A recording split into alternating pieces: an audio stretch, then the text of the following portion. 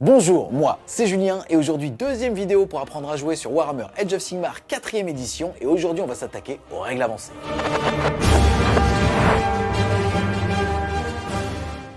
Cette vidéo va donc être divisée en plusieurs parties. On va commencer par voir ensemble les règles de terrain et vous allez voir que sur cette édition, les éléments de décor placés sur la table vont pouvoir vous aider ou parfois vous pénaliser, mais clairement ça va être le troisième joueur de cette partie. Ensuite on verra la notion de magie, c'est-à-dire les sorciers et les prêtres sur le champ de bataille. On verra aussi comment interagissent les états-majors au sein des unités, c'est-à-dire les bonus qu'ils vont vous octroyer, comment fonctionne aussi la notion d'ordre, c'est-à-dire de petites actions d'éclat que vous allez pouvoir faire en réaction pendant le tour adverse. Ensuite on continuera sur comment faire une liste d'armées et on terminera par regarder ensemble les tactiques de bataille, c'est-à-dire les objectifs secondaires qu'on doit réaliser pendant notre tour. On commence cette vidéo par les terrains, sous-entendu les décors qu'on va pouvoir placer sur la table du champ de bataille. Déjà deux notions à connaître, c'est la notion de entièrement sur et entièrement derrière. Pour commencer, la notion de entièrement sur, c'est que l'intégralité du socle d'une figurine doit être dedans pour pouvoir bénéficier des bonus, et si c'est l'unité, alors c'est l'intégralité des socles de toutes les figurines qui devraient être intégralement dedans. Et pour la notion de derrière un élément de terrain, vous allez regarder l'unité attaquante, l'unité ciblée, le terrain qui est entre les deux. Vous allez tenter de faire une ligne imaginaire entre l'attaquant et l'attaqué. Et si cette ligne traverse un élément de terrain, bien que vous ayez pu choisir n'importe quel bout avantageux ou désavantageux des socles des deux figurines, alors vous serez considéré comme étant derrière. Comment parler des terrains sans parler de leur taille? Il existe trois catégories. Les petits qui vont rentrer sur une surface faisant 7 pouces par 7 pouces maximum. Les moyens qui tiennent sur une surface de 12 pouces sur 7. Et les grands qui vont tout simplement dépasser les surfaces de 7 par 12 pouces. Ensuite, pour illustrer les règles sur chacun des terrains, Game Workshop propose alors 5 aptitudes de terrain. La première, c'est la notion de couvert. Si vous êtes intégralement dans ou derrière un élément de terrain et que celui-ci a le mot-clé, alors vous bénéficierez d'un bonus de -1 à la touche, sauf si vous avez chargé ou avez le mot-clé vol. Ensuite, la notion de infranchissable, c'est-à-dire qu'une figurine ne peut jamais traverser et finir son mouvement sur cet élément-là. Ensuite, on va retrouver la notion d'occultant, c'est-à-dire que si jamais vous êtes intégralement derrière ou intégralement sur ce genre d'élément de terrain, vous serez considéré pour les attaques de tir comme étant non visible, sauf si vous avez le mot-clé vol. Ensuite, on va retrouver la notion de terrain instable, d'instabilité, donc qui vont vous empêcher d'arrêter un mouvement ou d'être placé sur ces éléments-là si ceux-ci font plus de 1 pouce de haut. Et enfin, dernière aptitude pour les terrains, c'est la notion de site de pouvoir. Au début de n'importe quel tour, un héros qui serait à 3 pouces de celui-ci va pouvoir tenter de l'activer. Il va jeter un dé et sur un 2+, si celui-ci n'est ni un sorcier ni un prêtre, alors il pourra dissiper ou bannir à la manière de ces personnages-là. Si de base c'en était un, alors il aura tout simplement un bonus de +1 à ses castes. Et si au moment de lancer le dé où il devait faire son 2+ pour obtenir ses bonus, il fait 1, alors il subira D3 dégâts mortels. Là, il y a eu un côté un petit peu rébarbatif à tout simplement vous décrire certains types de règles. Là où Game Workshop a fait un super boulot, c'est tout simplement qu'ils ont divisé tous les types de terrain en 4 familles. Pour commencer, on va retrouver la notion d'obstacles, type des barricades, des débris qui vont vous donner comme règle le couvert et surtout l'instabilité. Ensuite, comme deuxième famille, on va retrouver les terrains occultants comme les bois sauvages, les murs de certaines forteresses qui vont vous donner les deux bonus précédents, c'est-à-dire le couvert, l'instabilité et cette fois-ci l'occultant. Ensuite, la famille dans laquelle on rentrera sans doute le plus de décors, ça va être les zones de terrain. On y retrouve les collines, les marécages, bref, un petit peu tout ce qu'on veut et vous allez obtenir uniquement comme règle le couvert. Et on termine avec la famille des sites de pouvoir qui, comme leur nom l'indique, vont vous donner la règle des sites de pouvoir, de l'instabilité et du couvert. Et enfin, comment fermer le chapitre des décors et donc des terrains sans parler des terrains de faction. Ceux-ci, à l'égard des règles, sont considérés pour la phase de charge et de mêlée comme des unités ennemies. Ça veut dire qu'ils ne le sont pas à la phase de mouvement par rapport aux différents types et pour être considérés comme étant ou pas à portée de mêlée. Et enfin, vous allez pouvoir leur infliger des dégâts. Ils vont donc avoir une charte d'unité, souvent donnant des bonus, mais surtout ici avec une valeur de santé. Game Workshop recommande néanmoins pour le format match play au-delà de 1000 points, c'est-à-dire 2000 points, d'avoir au moins 8 éléments de terrain. Et vous verrez que sur les plans de bataille, autrement dit sur les scénarios, au-delà des informations pour jouer, il vous propose aussi un petit patron pour pouvoir placer vos zones de terrain. Le deuxième chapitre de cette vidéo va maintenant vous présenter la notion de magie répartie entre les sorciers et les prêtres. Au-delà des croyances entre les sorciers et les prêtres, c'est avant tout un mot-clé que vous allez pouvoir retrouver directement sur les chartes d'unité. Celui-ci est en général suivi d'un numéro qui correspond à leur niveau de puissance. Ce niveau correspond au nombre d'aptitudes que le héros va pouvoir réaliser pendant la phase de héros ami ou ennemi. Exemple, un sorcier de niveau 2 pourra alors tenter de lancer ou dissiper jusqu'à 2 sorts. Dans l'exemple ici, on va utiliser un sorcier Skaven, à savoir le prophète gris. Comme vous pouvez le voir au niveau de sa charte d'unité, celui-ci est sorcier 1. Il pourra donc tenter de lancer un sort ou d'en dissiper un à la phase de héros. Tous les sorciers connaissent le ou les sorts de leur charte d'unité, mais surtout l'intégralité des sorts qu'ils ont choisis au moment où ils ont fait leur liste d'armées. Ce petit prophète gris connaîtra alors les 3 sorts du domaine de la ruine, celui réservé aux Skaven. Pour vous montrer la cinématique de lancement d'un sort, c'est très simple. Admettons qu'on soit à ma phase de héros joueur Skaven. Je vais tout simplement, une fois que j'aurai déclaré toutes mes aptitudes, utiliser une aptitude de base de lancement de sort. Ça va donc être ce prophète gris qui va tenter de lancer un sort flétrissement. Une fois le sorcier qui va lancer le sort choisi, là pour le flétrissement, il m'a aussi demandé de choisir une cible, une unité ennemie visible à 13 pouces, ici en l'occurrence les Libérators. Il m'est demandé de jeter 2 dés. Ici, en l'occurrence, je vais faire 6 et 2, 8. Là, je vois que le sort a une valeur de lancement de 6. Bon, la valeur de lancement le dépasse. Ça veut dire que le sort va pouvoir être lancé. On va pouvoir voir l'aptitude de réaction, dissipation. Pour être éligible à utiliser cette aptitude, il faut soit être sorcier et encore une fois, dépendamment de son niveau de sorcellerie, on pourra alors tenter plusieurs dissipations. On n'oublie pas qu'on vient de voir aussi qu'avec certains décors de sites de pouvoir, alors certains héros au début du tour pouvaient obtenir cette capacité-là. Et enfin, cette réaction de tentative de dissipation ne peut être tentée qu'une seule fois par sort lancé. Pour revenir à notre exemple, le prophète gris qui est juste ici avait choisi une unité à 13 pouces pour lancer le flétrissement. Il avait alors une valeur de lancement de 8 et on va proposer au joueur imaginaire Stormcast une réaction. Le joueur Stormcast est doté du Seigneur Véritant ici, qui est un prêtre de niveau 1, mais qui au niveau de sa charte d'unité est alors considéré comme étant un sorcier vis-à-vis de la dissipation. Celui-ci étant niveau 1, il ne pourra tenter qu'une seule dissipation à cette phase, il va tenter de le faire et doit avoir un jet strictement supérieur au jet obtenu par le sorcier. Sous-entendu, le prophète gris avait fait 8, lui doit obtenir un 9.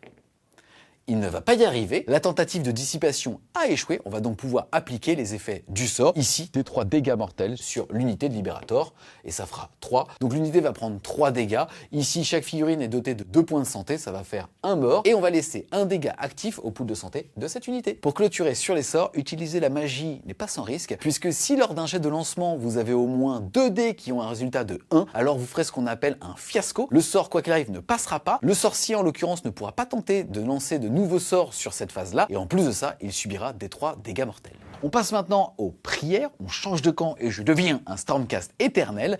Ici, on est à ma phase de héros, et je vais alors tenter de lancer une prière. Je vais ici activer mon Seigneur Véritant. On voit que celui-ci est prêtre 1. Il va donc pouvoir tenter soit un bannissement, soit une seule prière à cette phase. En l'occurrence, ici, je vais choisir dans le domaine des Stormcast la prière des Lost de l'orage, la translocation. On voit que celle-ci a une valeur de difficulté de 4, c'est écrit sur sa charte, mais pour les prières, c'est un petit peu différent. On va commencer par lancer un jet de récitation. Là, je fais 5. Ce 5 va alors pouvoir être utilisé de 2 manières. Déjà, quand on regarde la valeur de lancement de cette récitation, on voit que c'est sur un 4. Je vais donc tout simplement pouvoir l'utiliser et appliquer les effets en général positifs de celui-ci. Ou alors, je vais pouvoir les garder en stock. Ça va devenir des points de rituel et je pourrai alors les additionner à une prochaine tentative de lancement. Par contre, ces points de rituel ne peuvent être utilisés que par le prêtre qui les a générés. Attention, néanmoins, au moment de jet de récitation, si jamais je fais 1, déjà la prière sera toujours considérée comme étant un échec. Et en plus de ça, si à ce moment-là, j'avais sur moi des points de rituel, je vais alors en perdre des 3. Maintenant qu'on a vu comment lancer un sort ou réciter une prière, on va voir la règle mage jaloux et dieu capricieux. Chaque sort, qui est un mot-clé tout comme une prière, ne peut être lancé qu'une seule fois par phase, sauf si celle-ci dispose du mot-clé illimité, auquel cas on pourra alors tenter de le lancer plusieurs fois à cette phase, mais toujours avec des sorciers différents. Age of Sigmar est un univers fantastique dans lequel on va aussi retrouver la notion de manifestation. Il existe 2 types de manifestations, les sorts persistants et les invocations. L'une est issue de la magie, l'autre des prières, mais fonctionne de la même manière. Ceux-ci disposent de 2 valeurs. La première, c'est la valeur de lancement et la deuxième, c'est la valeur de bannissement. Ces manifestations sont considérées comme des unités au regard des mouvements,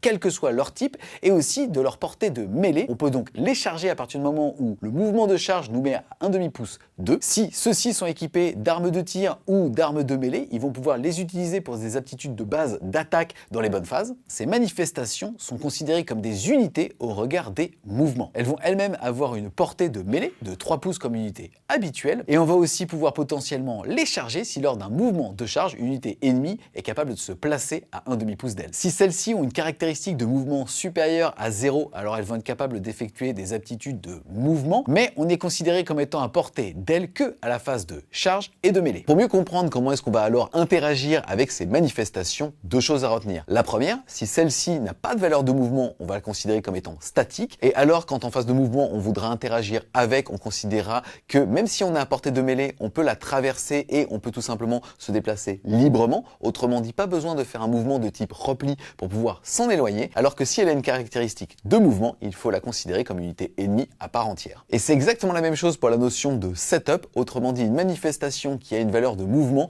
va nous gêner, par exemple en devant arriver à plus de 9 pouces d'aile ou pas si celle-ci est statique. Et enfin, dernière notion à voir pour les manifestations, mais pour la magie au global, ça va être la notion de lien coupé, puisque si le sorcier ou le prêtre décède, alors au même moment on va retirer sa manifestation. On va maintenant aborder certainement la partie des règles avancées la plus intéressante pour Age of Sigmar au format matchplay, la notion d'ordre. Au début de chaque round de bataille, chaque joueur va se voir doté de 4 points d'ordre, ni plus ni moins, sauf dans le cas où il y aurait un outsider, c'est-à-dire quelqu'un en retard sur les points, auquel cas celui-ci se verrait doté d'un petit bonus de 1 point. A noter qu'à la fin d'un round, tous les points d'ordre non dépensés sont perdus. Concernant les unités éligibles pour les ordres, vous allez voir que ceux-ci disposent d'une phase dans laquelle vous allez pouvoir les utiliser, mais on n'oublie pas qu'une unité ne peut recevoir qu'un ordre par phase et que chaque ordre ne peut être distribué qu'une fois par phase. On commence par le ralliement, un ordre qui peut s'utiliser à la phase des héros, autrement dit celle amie ou ennemi. On va pouvoir sélectionner une unité amie qui n'est pas à portée de mêlée,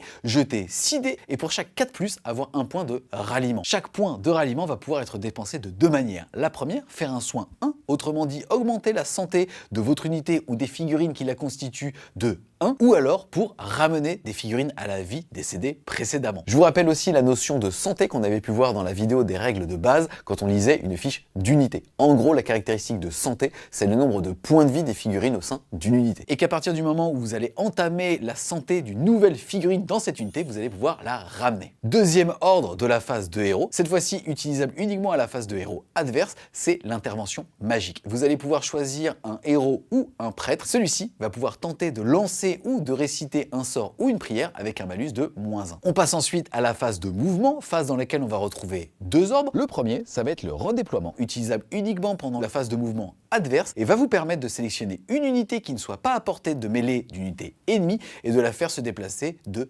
D6 pouces. Attention, ce mouvement ne lui permet pas de rentrer à portée de mêlée d'unité ennemie. Le deuxième ordre de cette phase, ça va être à pas de course. À partir du moment où sur une unité amie, on déclare un type de mouvement de course, je vous invite à revoir la vidéo sur les règles de base si jamais vous voulez revoir ce point-là. Alors plutôt que d'ajouter un D6 à votre valeur de mouvement, vous allez pouvoir ajouter 6. Tir de couverture utilisable à la phase de tir adverse. Votre unité va alors pouvoir faire une aptitude de tir standard, sauf qu'elle devra cibler l'unité ennemie visible la plus proche et aura aussi un malus de -1 pour toucher. Ensuite, on passe à la phase de charge. On va aussi y retrouver deux ordres. Le premier, un point d'ordre, va être en avant vers la victoire, la capacité de relancer un jet de charge. Et le deuxième, la contre-charge. Celui-ci va alors 2 points d'ordre. Vous allez pouvoir l'utiliser sur une unité qui n'est pas à portée de mêlée et elle va pouvoir tenter une charge pendant le tour adverse. On va ensuite voir deux ordres basés sur les attaques, utilisables aussi bien à la phase de mêlée qu'à la phase de tir. On commence tout de suite pour un point de commandement par l'attaque en règle. À partir du moment où une unité est choisie comme aptitude d'une attaque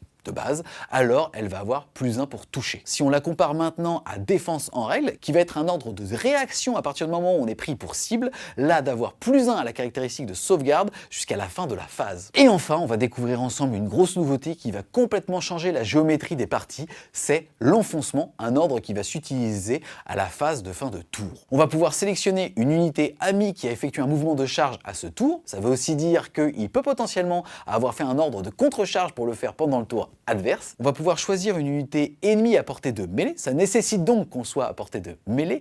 Il faut aussi que notre caractéristique de santé soit strictement supérieure à la sienne, auquel cas il va prendre des 3 blessures mortelles, et ensuite notre unité va pouvoir faire un déplacement allant jusqu'à la valeur maximum de sa caractéristique de mouvement, qui terminera soit à portée de mêlée de l'unité avec qui on est engagé, soit sans être à portée de mêlée. Nouveau chapitre pour les règles avancées, on va maintenant parler des états-majors. Vous allez retrouver dans les chartres d'unité certains mots-clés comme champion, étendard et musicien. Vous allez parfois retrouver un petit numéro à côté d'eux qui correspond au nombre de figurines de ce type qu'on peut avoir. Exemple étendard 1 sur 5 signifie que par tranche de 5 figurines, alors on peut avoir jusqu'à un étendard. Ici par exemple, on va retrouver un champion Skaven qui va avoir comme bonus plus une attaque. Là, on va bien parler du nombre de figurines champions dans une unité pour bénéficier du nombre d'attaques. Là où pour le coup, pour l'étendard et le musicien, il suffit d'en avoir un minimum 1 pour pouvoir appliquer les bonus. Au niveau du musicien, si vous faites un ordre de ralliement, alors vous aurez un dé supplémentaire. Vous en lancerez donc pas 6 mais 7 pour que chaque 4+ vous donne un point de ralliement. Et enfin, le porte-étendard avec son petit drapeau ici, même chose, si vous en avez au moins un dans l'unité, alors vous allez pouvoir ajouter 1 au score de contrôle d'objectif à la phase où on voit qui conteste quoi. Pour clarifier un petit peu le contrôle des objectifs sur Warhammer Age of Sigmar, à la fin d'un tour, on va regarder qui conteste quoi. Autrement dit, pour chaque unité, on va regarder le nombre de figurines sur l'objectif et on va regarder sur leur charte d'unité leur contrôle d'objectif pour l'additionner. Si derrière on a un bonus comme une bannière, alors c'est à ce total qu'on appliquera les bonus. Par exemple, unité de 6 Skaven, 5 sont sur l'objectif et on a une bannière, alors on aura 5 points de contrôle d'objectif plus 1 pour une bannière, soit 6. On ouvre maintenant le chapitre de la constitution de son armée. La première chose à faire est de se mettre d'accord avec son partenaire de jeu ou avec soi-même sur un format cible. Exemple, 1000 points, 1500 points ou alors 2000 points. Attention, à partir du moment où vous aurez choisi ce format de jeu pour une armée, alors il vous sera interdit de dépasser cette limite. Vous n'avez aucune obligation d'utiliser l'intégralité des points, vous aurez même un avantage, c'est-à-dire que si vous avez un minimum 50 points de moins que cette limite, alors pour le premier round de bataille, vous gagnerez un petit point d'ordre. Je rappelle donc que normalement vous commencerez la partie à 4 points et en l'occurrence ici à 5. Ça peut paraître bête d'aller chercher à jouer à moins 50 points par rapport à la limite donnée pour hériter donc de ce point d'ordre, mais vous allez voir que certaines parties, ou en tout cas certaines listes d'armées, vont pouvoir en bénéficier, puisque même si finalement tout ça va sembler très scripté de commencer la partie à 5 points d'ordre et pas à 4, et surtout penser que tour 1 ce serait pas très intéressant, je vous rappelle que vous allez être capable pendant le tour adverse d'avoir énormément de mobilité supplémentaire. Fin de la phase de mouvement adverse, vous allez faire un redéploiement, bougez donc de D6 pouces. Phase de charge adverse pour 2 points de commandement, donc 3 au total, vous allez par exemple faire une contre-charge, donc bouger de 2d6 pour impacter l'ennemi. Et enfin, à la fin du tour, pourquoi même pas faire un enfoncement pour utiliser un point de commandement supplémentaire, un 4e donc, pour refaire un mouvement complet si vous étiez toujours à portée de mêlée d'une unité ennemie. Bref, ce sont parfois des patterns que vous allez tester dépendamment des déploiements, dépendamment des match-ups, c'est-à-dire des armées adverses qui vont vous permettre d'avoir un petit peu plus de latitude pour ce tour 1. Une fois en accord avec cette limite de points, vous allez pouvoir choisir la faction que vous allez jouer. Exemple, Skaven, Stormcast. Les règles de ces différentes armées se retrouvent dans ce qu'on appelle un tome de bataille, un livre d'armée, qui pour ce début de 10e édition sera représenté sous la forme de documents digitaux trouvables directement sur le site de Warhammer Community. Ensuite, une fois votre faction sélectionnée, vous allez pouvoir choisir une formation de bataille. C'est tout simplement une règle additionnelle qui va donner un petit peu plus d'ADN au gameplay de votre armée. Il existe aussi la notion de armée de renom, qui sont des armées thématiques en général issues du passé de l'univers de Warhammer Age of Sigmar, qui vont vous permettre de remplacer les règles de faction par des nouvelles, souvent encore une fois plus thématiques par rapport à un style de jeu ou à une période donnée de l'armée. Une fois ces choix faits, vous allez pouvoir constituer ce qu'on appelle des régiments. Ces régiments seront donc au nombre de 5 maximum, quelle que soit la taille de votre armée, et seront systématiquement constitués à minima de 1 héros et de jusqu'à 3 unités qui ne peuvent pas être eux-mêmes des héros. Il existe néanmoins des régiments spécifiques à certaines armées uniques que vous allez pouvoir avoir de 0 à 1 exemplaire, qui vont dépendamment des règles vous permettre d'intégrer d'autres héros dedans. Exemple ici chez les Stormcast, si on décide de jouer le Celestian Prime avec son fameux marteau de Sigmar, le Warhammer, alors celui-ci peut choisir d'être intégré dans un détachement unique qui s'appelle Parangon éternel. Et quand vous regardez par exemple le chevalier Vexilor, il est dit que celui-ci peut être intégré dans ce type de détachement. C'est vraiment des spécificités qui permettent aussi de hiérarchiser la puissance de certains héros capables d'en emmener d'autres avec eux. Ensuite, il vous faudra choisir un général. Vous pouvez choisir n'importe quel héros pour devenir votre général. La seule restriction, c'est si jamais vous décidez de jouer des entrées qui vont avoir le mot-clé maître de guerre, alors l'un d'entre eux devra être votre général. L'autre spécificité du général, c'est que dans son régiment, celui-ci peut partir non pas avec 3, mais avec jusqu'à 4 unités. Attention, certains héros et donc certaines unités vont vous demander au moment de la constitution de certains régiments de partager certains mots-clés. Exemple, chambre des guerriers chez les Stormcast. On retrouve ensuite la notion de renforcement d'unité. À partir du moment où une unité n'est pas constituée de une seule figurine, alors vous allez tout simplement pouvoir doubler ses effectifs et aussi doubler son coût en points, multiplier par 2 toutes ces options et cette unité sera alors renforcée. On ne peut jamais renforcer plus d'une fois n'importe quelle unité. On retrouve aussi la notion d'unité unique, tout simplement des personnages personnages nommés ou alors des unités très puissantes qu'on ne peut avoir qu'en un seul exemplaire dans une liste d'armées. Ensuite, on va découvrir la notion d'unité auxiliaire, c'est pour apporter un petit peu de latitude à la manière dont vous allez réaliser vos régiments, puisque vous pouvez avoir autant d'unités auxiliaires que vous le souhaitez, celles-ci seront donc en dehors des régiments. Attention, ça va jouer sur le nombre de pauses au moment du déploiement des armées, et surtout la personne entre les deux joueurs qui aura le moins d'unités auxiliaires aura un bonus de plus un point de commandement au début de chaque round. Et pour finir sur la constitution d'une armée, vous allez aussi pouvoir intégrer dans votre liste les terrains de faction. Ceux-ci représentent tout simplement des éléments de décor à thème liés à une race qui en général vous octroie certaines règles et font partie de l'aptitude d'allégeance d'une armée puisque ceux-ci sont gratuits en points.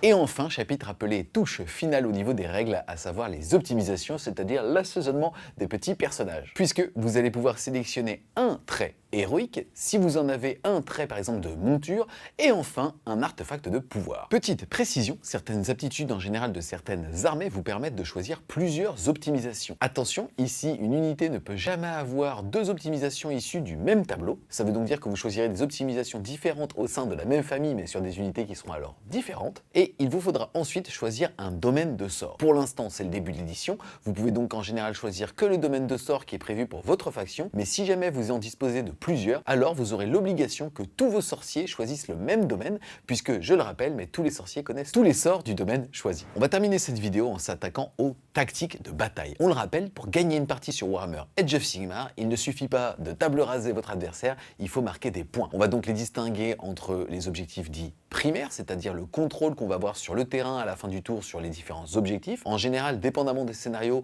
on va alors marquer 2 points si on en contrôle un, 2 autres points si on en contrôle au moins un deuxième, et 2 autres points pour un total maximum de 6 si on en contrôle alors plus que son adversaire. Et ensuite, au début du tour, il va vous falloir choisir ce qu'on appelle une tactique de bataille. Il y en a 6 génériques et 2 qui vont être réservés à toutes les grandes allégeances. Vous pourrez donc, dépendamment de votre armée, choisir parmi un panel de 8, et si à la fin d'un tour, vous avez réussi à remplir les conditions qui sont listées, alors vous marquerez 4 points de victoire. Un tour sur AOS est donc en général sur 10 points de victoire. Le fait de choisir dans la phase de début de tour une tactique de bataille fait partie de l'aptitude manœuvre tactique. Je vous le rappelle, aussi Age of Sigmar, la prise d'initiative étant décidée au début de chaque round de bataille, il est possible qu'un joueur par exemple qui jouait en deuxième puisse avoir l'initiative et ainsi jouer 2 fois de suite. On appelle ça vulgairement le double tour. Il est bien précisé ici dans cette aptitude que si un joueur choisit de prendre le double tour, alors il ne sera pas éligible au fait de réaliser une tactique de bataille. On a fait le tour, les wargamers, de ce qui fait les règles avancées de cette nouvelle édition de Warhammer Age of Sigmar. J'aime beaucoup dans le livre de base la chapitre étape suivante, le manuel du général, puisque vous allez découvrir dans ce genre d'ouvrage la notion de saisonnalité. Ici 2024-2025 avec des petits ajouts de règles, de scénarios. Pour cette saison, ça tournera autour des généraux et des unités qu'ils rejoignent dans leur régiment.